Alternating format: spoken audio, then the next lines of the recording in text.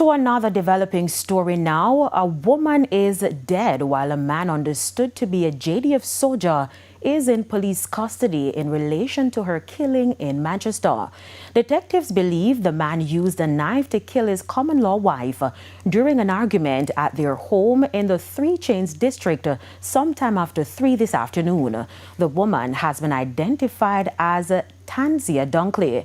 Police made the grisly discovery after they were summoned by residents who heard screams coming from the couple's home.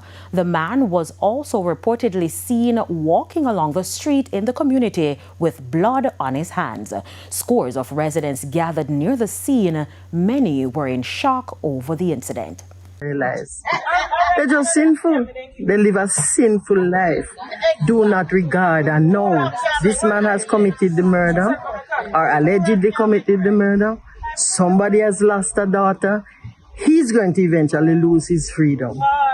But we pray that the Holy Spirit of God will bring comfort to those who mourn, because he's the comforter of those who mourn. But it's time for people to give their hearts to the Lord, because it's only when you give your heart to the Lord you'll be free from these kind of things.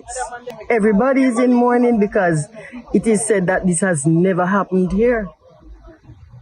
It has never happened, and look at the people around you. Everybody coming from near and far, because this is strange to people living in this area. Good people, Christian people.